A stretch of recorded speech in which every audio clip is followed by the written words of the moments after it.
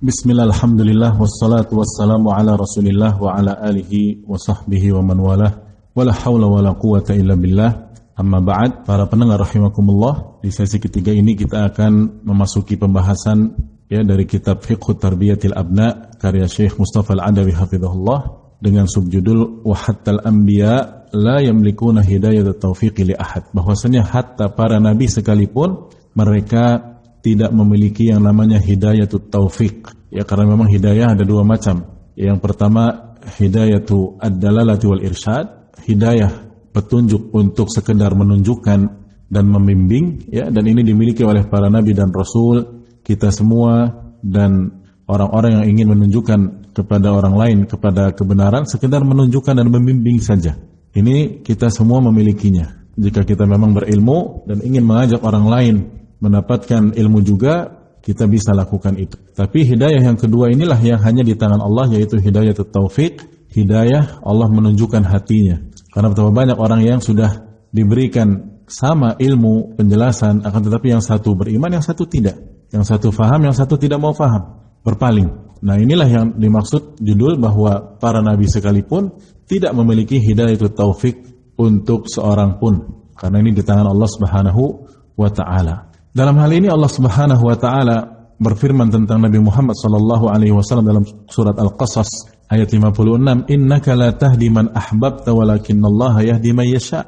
Sesungguhnya engkau wahai Muhammad tidak bisa menunjukkan orang yang engkau paling cintai sekalipun. Maksudnya di sini adalah pamannya Abu Talib. Ya, akan tetapi Allah lah yang menunjukkan orang yang Allah kehendaki, wa huwa a'lamu bil muhtadi, dan Allah Maha mengetahui siapa yang akan mendapatkan hidayah. Dalam hal ini terdapat satu hadis yang kaitannya dengan ayat tadi dalam Sahih Bukhari dan Muslim, dari hadis Sa'id bin Al-Musayyib dari ayahnya. Beliau mengatakan, tatkala Abu Talib sudah diambang kematiannya, maka didatangilah oleh Rasulullah sallallahu alaihi wasallam. Namun di situ sudah ada Abu Jahal dan sudah ada Abdullah bin Abi Umayyah bin Mughirah, para tokoh musyrikin Quraisy, para pembesar kufar Quraisy. Maka Rasulullah sallallahu alaihi wasallam pun sebagai keponakannya bicara kepada pamannya yang bernama Abu Talib tersebut, "Ya am, qul la ilaha illallah kalimatan ushidu laka biha indallah." Wahai paman, ucapkan la ilaha illallah, satu kalimat yang aku bisa membela, aku bisa persaksikan dengan kalimat tersebut terhadapmu di sisi Allah. Tapi lihat di situ bahkan yang namanya syaitan dan para pengikutnya tidak berhenti dalam menggoda manusia, ya, sampai bahkan di kematiannya pun, di ambang kematiannya pun, di akhir hayatnya, Abu Jahal dan Abdullah bin Abi Umayyah tetap menarik dan bagaimana sebisa mungkin agar Abu Talib musyrik dengan mengatakan, "Ya Abu Talib, atarghabu an millati Abdul Muttalib."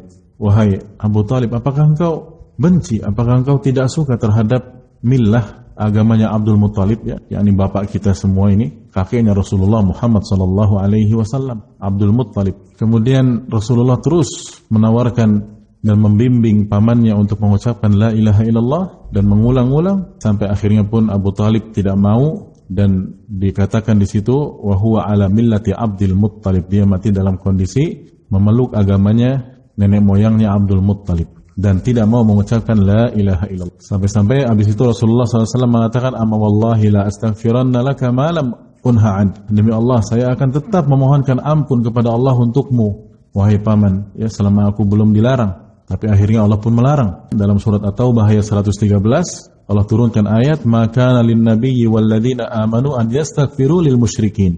Tidak boleh, tidak layak bagi seorang nabi dan orang-orang beriman memohonkan ampun kepada Allah untuk orang-orang musyrik, walau kanu uli qurba, walaupun mereka semua kerabat mereka, min ba'di ma tabayyana lahum annahum ashabul jahim, setelah jelas bagi mereka bahwasannya orang-orang musyrik tersebut adalah para penghuni neraka jahim.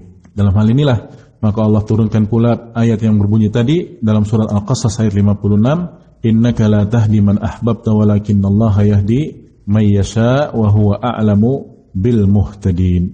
Demikian untuk satu kisah Nabi kita Muhammad sallallahu alaihi wasallam tentang bahwa para nabi sekalipun tidak memiliki hidayatut taufik untuk siapapun. Wassallallahu ala nabiyyina Muhammadin wa ala alihi wa sahbihi ajma'in wa akhiru da'wana alhamdulillahi rabbil alamin. Wassalamualaikum warahmatullahi wabarakatuh.